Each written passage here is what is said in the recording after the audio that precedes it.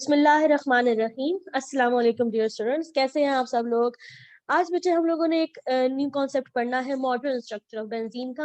अपनी पिछली वीडियोस के अंदर हम लोगों ने ये देखा था कि हमारे पास कैकुले ने किस किस्म का हमें स्ट्रक्चर प्रोवाइड किया और उसके ऊपर कौन कौन सी ऑब्जेक्शंस जो है वो लगी हैं। उन्हीं ऑब्जेक्शंस को रूल्ड आउट करने के लिए हम लोगों ने मॉडर्न कॉन्सेप्ट ऑफ बेंजीन को दिया है। इस कॉन्सेप्ट में बेटे दो मेजर जो है वो कॉन्सेप्ट इंक्लूडेड है। Number one is the atomic orbital treatment of atomic orbital treatment of benzene with respect to VBT theory। ठीक है, बैलेंस बॉन्ड थ्योरी उसके अकॉर्डिंग हमने डिस्कस करना है। और दूसरा बेटा जो हमारा ट्रीटमेंट हमने बेंजीन का करना है इसके स्ट्रक्चर को एक्सप्लेन करने के लिए, वो उसकी रेजोनेंस है। इन दो टॉपिक्स को बेटे हम लोगों ने डिस्कस करना है। आज के इस वीडियो में हम लोग बेटे बात करेंगे atomic orbital treatment of benzene की according to your VBT concept. Atomic orbital treatment of benzene।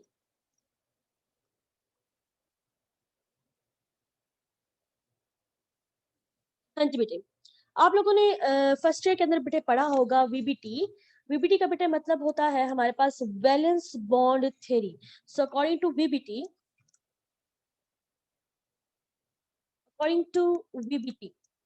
हमारे पास जो सेंट्रल एटम है it gives a hybridisation. Central atom जो कि हमारे केस में हमारे पास कार्बन है गिव्स sp2 हाइब्रिडाइजेशन। क्या मतलब है बेटा इस हाइब्रिडाइजेशन का। For example you have a carbon atom, atomic number बेटा इसका 6 है। अगर हम बात करते हैं इसकी ग्राउंड स्टेट की, तो इसी ग्राउंड स्टेट के अंदर बेटे हमारे पास इसके बैलेंस शेल के अंदर सिर्फ और सिर्फ 4 इलेक्ट्रॉन्स मौजूद हैं। ठीक है, दो बेटा 2s के अंदर है, एक 2px के अंदर है, एक 2py के अंदर है बेटा, एक हमारे और जो 2pz है वो हमारे पास एम्प्टी है।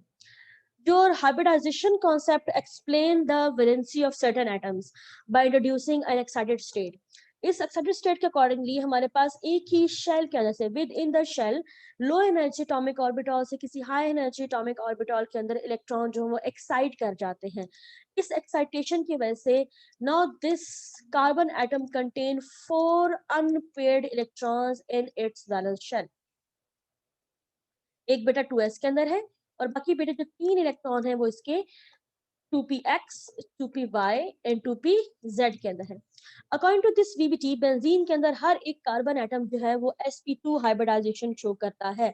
It means that this s and these 2p ये दोनों बेटे आपस में हाइब्रिडाइजेशन करेंगे और हमारे पास sp2 हाइब्रिड ऑर्बिटल्स जो है वो बनेंगे।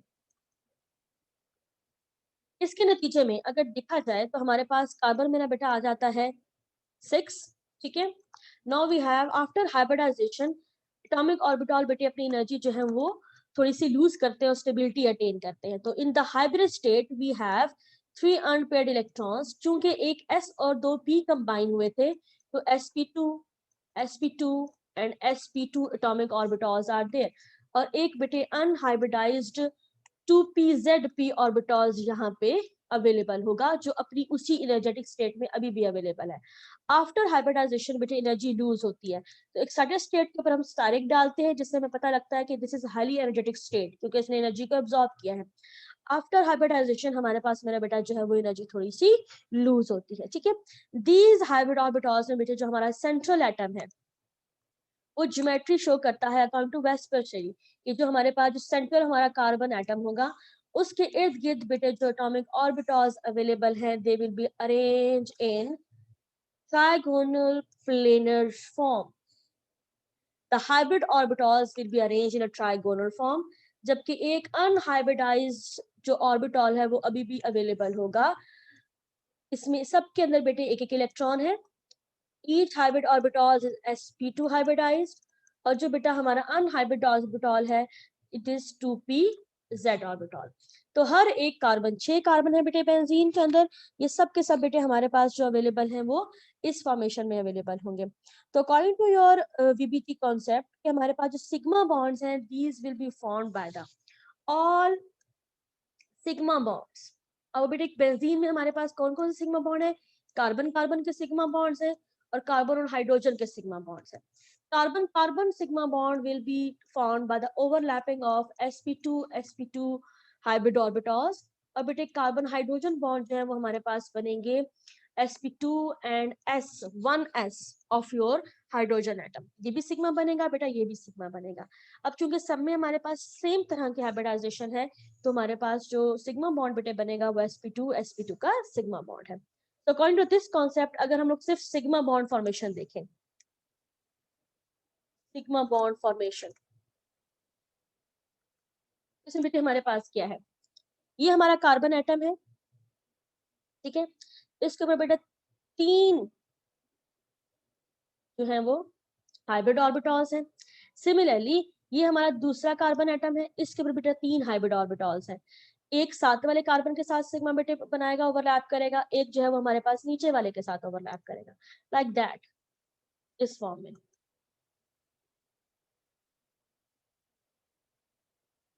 इस फॉर्म में, ठीक है। और सबके बेटे जो ज्योमेट्री है वो हमारे पास ट्राइगोनल प्लेनर फॉर्म में ज्योमेट्री जो है वो अटेन होगी, ठीक है। ये इसके साथ इसी तरह ओवरलैप कर रहा है, इधर अवेलेबल है। इन सब के ऊपर बेटे एक करके तो ज्योमेट्री इन सब के बेटे जो एंगल बन रहा है वो हमारे पास 120 का एंगल होगा। आपने जब इसको बनाना है तो आपने इसको ऐसे बनाना है कि हमारे पास वही जो हेक्सागोनल शेप बनेगी उसमें सारे के सारे कार्बन जो है बेटे वो हमारे पास sp2 की ओवरलैपिंग जो है वो शो करेंगे,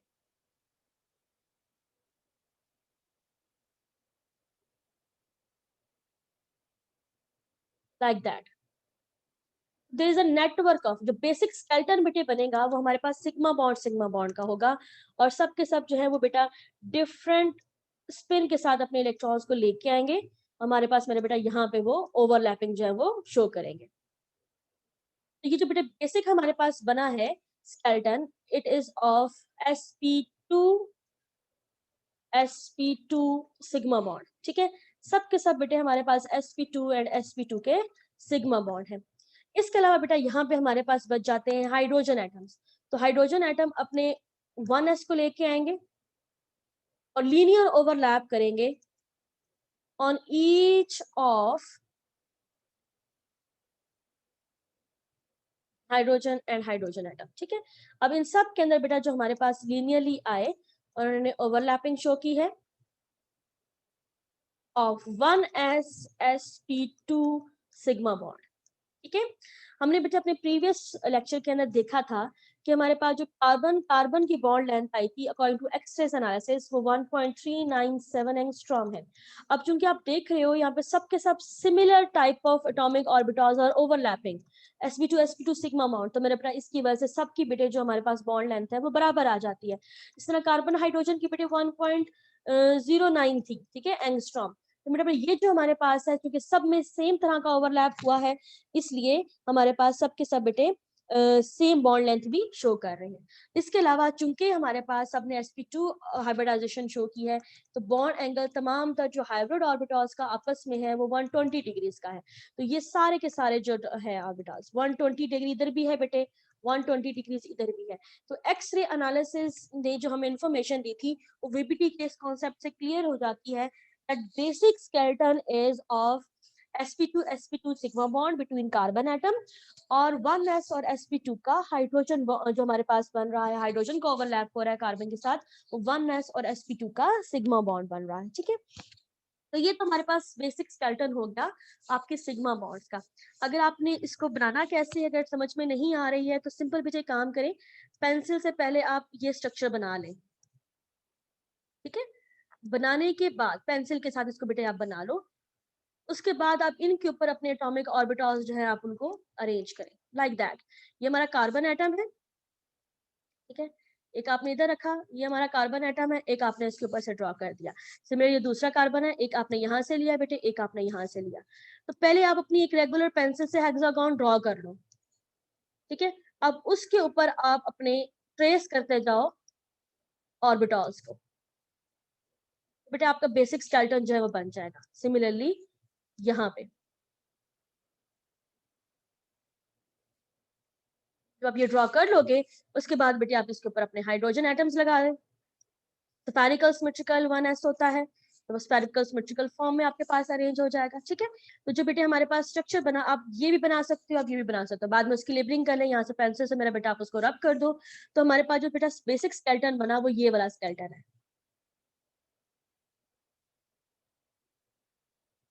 दिस वन। ठीक है, ये बेटे हमारे पास हाइड्रोजन का और इन सबका स्केलेटन बन गया। इसमें सारे के सारे बेटे कार्बन हाइड्रोजन सिंगल बॉन्ड है, और फिलहाल carbon carbon sigma bond single bond है।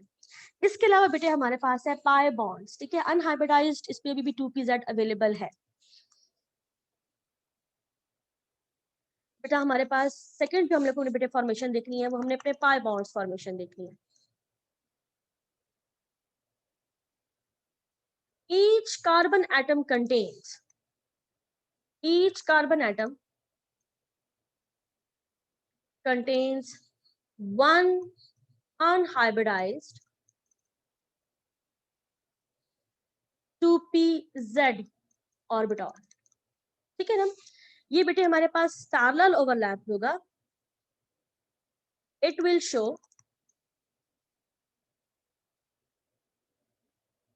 Parallel overlap to form pi bond. बेटे वो हमारे पास पाई बॉन्ड बनाएगा। ठीक है, लाइक दैट। अब ये बेटे जो है हमारे पास बेसिक स्केलेटन है आपके सिग्मा बॉन्ड्स का, हर एक के ऊपर एक अनहाइब्रिडाइज्ड p ऑर्बिटल अवेलेबल है, लाइक दैट। इन सब के ऊपर बेटे एक अनहाइब्रिडाइज्ड p ऑर्बिटल अवेलेबल है with electrons of opposite spin. कि बेटे वीबीटी ने पढ़ा था सिर्फ वो एटॉमिक ऑर्बिटल्स आपस में ओवरलैप करेंगे दैट हैव इलेक्ट्रॉन्स विद, एक तो वो अनपेयर्ड होने चाहिए, उनके पास इलेक्ट्रॉन्स पार्शियली फिल्ड होने चाहिए। इसके अलावा मैं बेटा उनके पास जो इलेक्ट्रॉन है they must be of opposite spin. अब बेटा इसमें डिफरेंट पॉसिबिलिटीज हैं। अब चूंकि बेटा ये सब के सब है, और इसमें पाई बॉन्ड में हमारे पास जो ओवरलैप होता है वो पैरेलल ओवरलैप होता है, ओवरलैप। ठीक है, and electron density is above and below, electron density is above and below the nuclear axis। ठीक है, तो अगर ये दोनों बेटे आपस में ओवरलैप कर सकते हैं, और सारे एटम बेटे हमेशा हमारे पास वाइब्रेट कर रहे होते हैं, this carbon atom is basically vibrating, this carbon atom is vibrating, ये सब बेटे वाइब्रेट कर रहे हैं, तो अगर ये दोनों आपस में ओवरलैप करेंगे तो ये दोनों फिर आपस में ओवरलैप शुरू कर देते हैं। सिमिलरली ये आपस में और ये आपस में।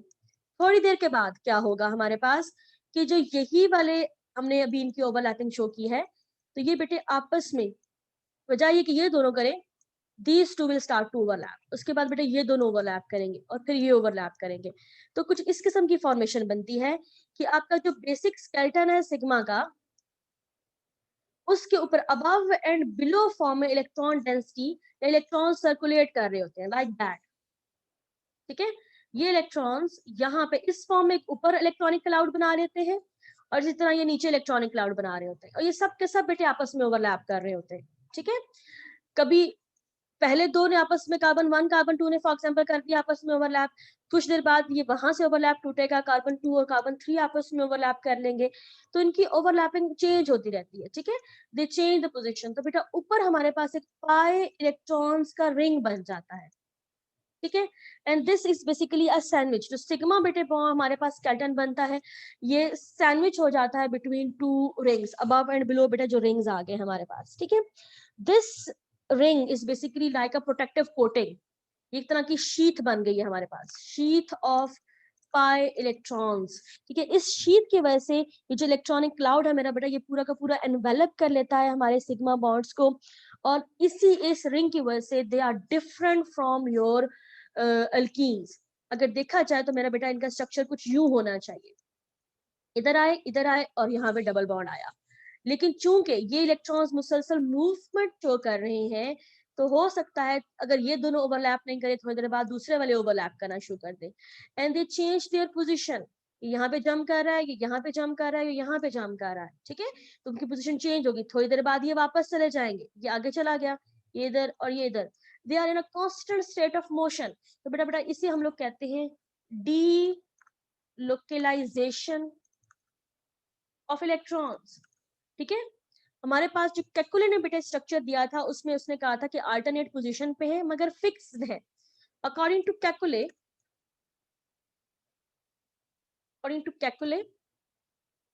carbon-carbon double bond was localized. वो localized था बेटा, ठीक है, वो रुके हुए थे, मगर मॉडर्न डेफिनेशन से पता चला कि जो पाई इलेक्ट्रॉन्स है वो बेसिकली रिंग के फॉर्म में है, उन्होंने एक शीट बनाई हुई है, तो वो बेटा डीलोकलाइज इलेक्ट्रॉन्स हो गए हैं. Due to this delocalization your benzene is stable. Benzene is extra stable and is different from other alkenes. That is why मेरा बेटा हम लोगों ने बेंजीन को एक सेपरेट फंक्शनल ग्रुप का नाम दिया है अरीन्स. ठीक है, that is why benzene is given an different separate functional group arenes. ठीक है, हमने उसको अल्कीन से निकाल दिया है. ठीक है, ये बेटा हमारे पास जो है वो basic BBT atomic orbital treatment है. ये बेटे आपके पास 3 नंबर में भी आ सकता है और 6 नंबर के अंदर भी लॉन्ग क्वेश्चन आपका ये बन सकता है इन योर बोर्ड. सेकंड बेटे हम लोगों ने जो इसका ट्रीटमेंट करना है वो इसका रेजोनेंस मेथड है. बेसिक बेटा आपको कॉन्सेप्ट इसका समझ में आ गया है. ठीक है, इंशाल्लाह आई होप सो कि आपको क्लियर हो. अगर फिर भी कोई चीज आपको क्लियर नहीं होती बेटा, डू आस्क मी, उसे बेटा जरूर पूछें, इंशाल्लाह आई विल लेट यू. ठीक है, थैंक यू सो मच.